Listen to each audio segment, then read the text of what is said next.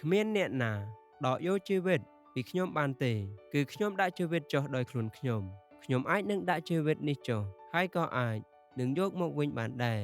ខ្ញុំបានទទួលអំណាចនេះពីព្រះវរបិតាខ្ញុំមកនោះពួកសាសយូដាក៏កើតបែកបាក់ទោះគ្នាម្ដងទៀតដោយព្រោះពាក្យនេះក៏មានពួកជាច្រើននិយាយថាអ្នកនោះមានអរិយចូលមែនហើយក៏ឆ្កួតផងហេតុអីបានជាស្ដាប់វាខ្លះទៀតថានេះមិនមែនជាពាក្យសម្ដីរបស់មនុស្សមានអរិយចូលទេតើអរិយអាចនឹងធ្វើឲ្យមនុស្សខ្វាក់ភ្នែកបានភ្លឺដែរឬដោយសារសេចក្តីនេះយើងរាល់គ្នាបានស្គាល់សេចក្តីស្រឡាញ់គឺដោយទ្រង់បានសួរបដូរព្រះជន្មទ្រង់ជំនួសយើងដូច្នេះគួរឲ្យយើងបដូរជីវិតយើងជំនួសបងប្អូនដែរតើអ្នកណាមានភោគសម្បត្តិរបស់លោកីយ៍នេះហើយឃើញបងប្អូនណាដែលខ្វះខាតតែមិនចេះអាណិតមេត្តាសោះនោះធ្វើដូចម្ដេចឲ្យសេចក្តីស្រឡាញ់នៃព្រះបានស្ថិតនៅក្នុងអ្នកនោះបានពួកកូនតូចអើយយើងមិនត្រូវស្រឡាញ់ដោយពាក្យសម្ដីឬដោយបបោសមាត់ប៉ុណ្ណោះឡើយគឺដោយការប្រព្រឹត្តនិងសេចក្តីពិតវិញគឺយ៉ាងនោះឯងដែលយើងនឹងដឹងថា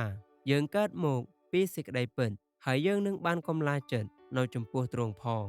ទ្រង់បានថ្វាយព្រះអង្គទ្រង់ទុកជាថ្លៃលោះមនុស្សទាំងអស់ដែលត្រូវមានទីបន្ទោលនៅពេលកំណត់ខ្ញុំជាអ្នកកងវាលល្អឯអ្នកកងវាលល្អគឺស៊ូតែបដូរជីវិតជំនួសជាមខ្ញុំបានជួបឆ្កាងជាមួយនឹងព្រះគ្រីស្ទប៉ុន្តែខ្ញុំរស់នៅមិនមែនជាខ្ញុំទៀតគឺជាព្រះគ្រីស្ទទ្រង់រស់ក្នុងខ្ញុំវិញហើយដែលខ្ញុំរស់ក្នុងសាច់ឈាមឥឡូវនេះនោះគឺរស់ដោយសេចក្តីជំនឿជឿដល់ព្រះរាជបុត្រានៃព្រះដែលទ្រង់ស្រឡាញ់ខ្ញុំក៏បានប្រគល់ព្រះអង្គទ្រង់ជំនួសខ្ញុំហើយខ្ញុំមិនលើកព្រះគុណនៃព្រះចោលទេត្បិតបើសិនជាសេចក្តីសុចរិតមកដោយសារក្រឹតវិន័យនោះព្រះគ្រីស្ទបានសគត់ជាឥតប្រយោជន៍សោះរួចទ្រង់មានព្រះបន្ទូលពាក្យព្រះប្រដូចនេះថាមានបុរសម្នាក់មានដើមល្វាដុះក្នុងចំការខ្លួនគាត់បានមករកផលផ្លែពីដើមនោះតែគ្មានសោះក៏និយាយទៅអ្នករក្សាចំការថា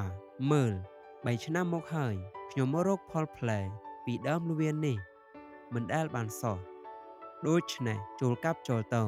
ទុកឲ្យនៅបង្ខាតដីធ្វើអីតែអ្នកនោះឆ្លើយថាសូមលោកទុកនៅ1ឆ្នាំទៀតសិនចាំខ្ញុំជ្រួយដីហើយដាក់ជីឡូមើលក្រែងកើតមានផលផ្លែឡើងបើគ្មានទេនោះសូមកាប់ចូលទៅចុះប៉ុន្តែចូលរៀនសេចក្តីប្រៀបប្រដូចពីដើមល្វាកាលណាមេឃវាត្រឡប់ជាទួនហើយស្លឹកក៏បិចឡើងនោះអ្នករាល់គ្នាដឹងថារដូវក្តៅជិតដល់ហើយដំណើរនេះក៏បែបដូច្នោះដែរកាលណាឃើញការទាំងនេះកើតមកត្រូវដឹងថាលោកជិតមកដល់ហើយក៏នៅមុតទ្វារផងខ្ញុំប្រាប់អ្នករាល់គ្នាជាប្រកាសថាមនុស្សដំណរនេះនឹងមិនទាន់កន្លងហួសបាត់ទៅទាល់តែគ្រប់ការទាំងនេះបានកើតមកដល់ផ្ទៃមេឃហើយផែនដីនឹងកន្លងបាត់ទៅតែពាក្យខ្ញុំមិនដែលបាត់ឡើយកាលនោះនឹងមានទីសម្គាល់នៅក្នុងព្រះអាទិត្យក្នុងព្រះច័ន្ទនិងក្នុងអស់ទាំងផ្កាយហើយនៅលើផែនដីនឹងមានសេចក្តីលំបាកនៅគ្រប់ទាំងសាសនិងសេចក្តីទល់គំនិតដោយព្រោះសូរសន្ធឹករបស់សមុទ្រនឹងរលក